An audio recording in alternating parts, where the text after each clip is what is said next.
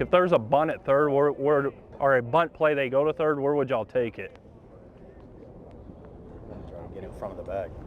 I don't want to try and get on this side. Yeah, I agree.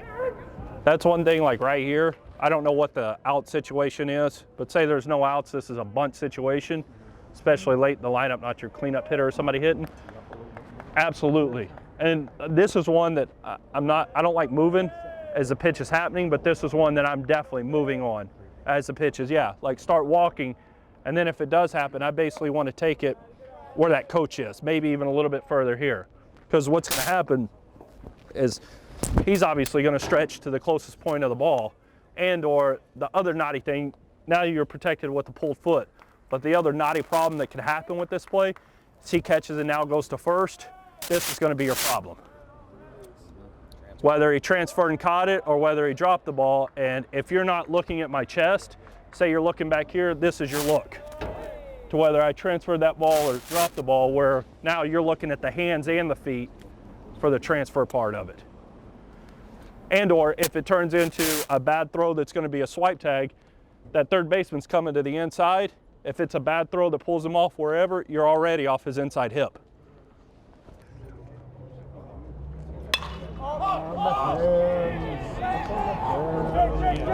He's going out late. And see, that's a 2 outs. Where's the play going to be? The guy's moving on contact, right? So most likely your play is going to develop at third. Why not keep the third base guy there, send the first base guy out? You know?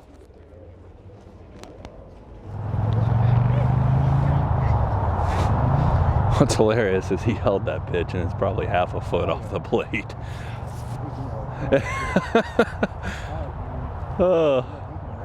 Keep on going, right in here.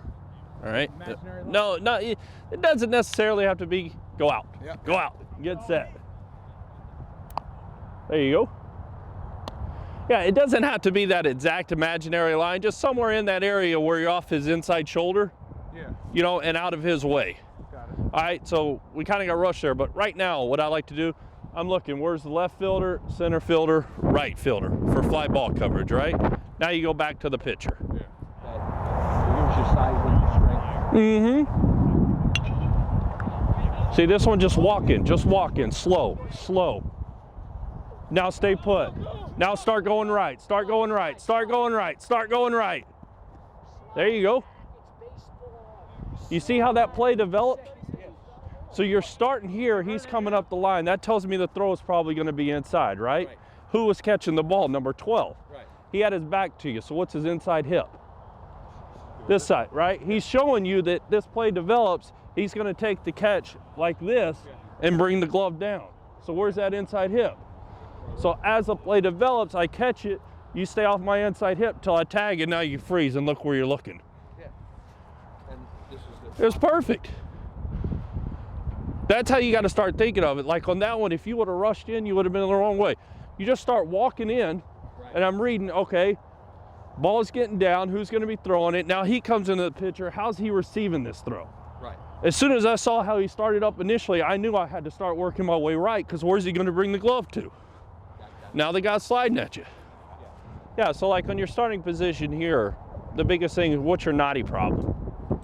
Right, yeah, the short hop. So just put yourself somewhere you're comfortable that no matter what, if it's a short hop, you're going to give yourself a chance to get it right. Okay. You know? Definitely. Cool.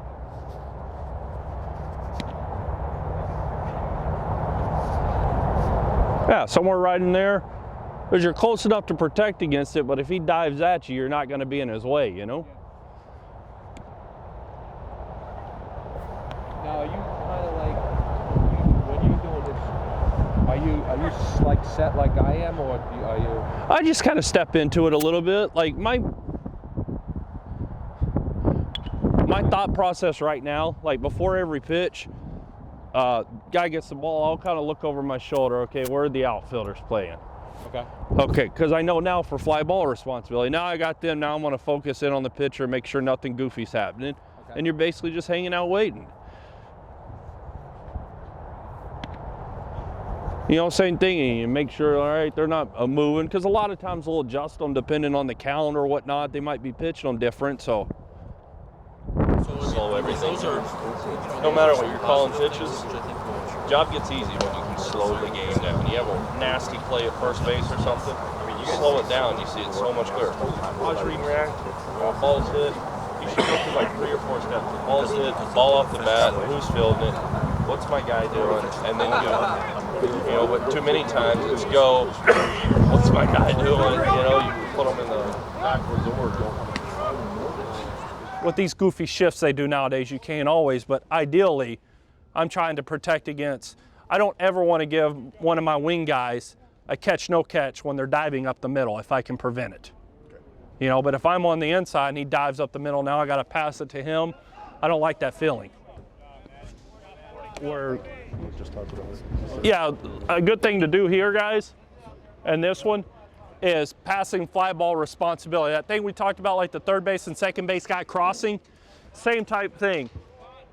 Where your second base umpire's position, a fly ball to center field or even right center field, why have him go out on it where your first base guy's got to come busting in and put his back to the ball? Why not send the first base guy out on it to where this guy can essentially just walk inside to the middle of the infield and he's got everything in front of him? You see what I'm saying? It just makes it so much easier. So this is even like a pre-pitch communication. If I'm the first base guy, I'm looking at my second base guy going, hey, I've got everything center field or over. Now that same thing, the second base guy is going to take absolutely everything to left field unless it's a fair foul decision. Because he's got tag up responsibility at third and or play back in. So why have him go out on a routine fly ball to left field where he's got to bust in? Instead, it just send him out. He comes down to third base and the guy comes inside keeping everything in front of him. It's just chopping up the responsibility, making it easier. Hey, so Buzz. Yeah. See, now he comes in. So before, exactly what we were talking about right there. They did gap to gap. They did. I got the old book, that's why I brought it on purpose. I know that's one they were changing. You have got no shot at reading a true throw as quick as these plays develop nowadays, where you're going to sit there and go, okay, it's a true throw and get set. I promise you, you get an absolute whacker, you're going to be flipping a quarter. As soon as he fields the ball and releases it, get however you're going to get set and locked in on his feet. And that first baseman's feet will tell you what kind of throw that's going to be. He just stretches normal, you're going off of sound anyway. You see his feet start moving, you're going to adjust off of his feet what he does. His feet are going to take you to your adjustment, not reading the throw. I mean, how many times have y'all had a play to where you're sitting there and you think, oh, it's going to be a high throw, and you start adjusting and the guy does this? You know what I mean? You can adjust just as easy from however you take your plays from here or whatever you do. You can make an adjustment just as easy as if you're in the standing set trying to make an adjustment. And I promise you, you get those absolute whackers if you're completely set as soon as he releases that ball. And I mean, I'm talking, you have to read it to where you know it's not going to hit you. I mean, common sense, but don't go halfway to where you go, okay, it's a true throw, because it's going to blow up on you. As soon as he releases and you know it's not going to hit you, go to those feet and get completely focused in on those feet. And you will be amazed at how much more wide open plays become. I mean, half steppers will look wide open to you. If he brings his feet together, he's probably going to elevate.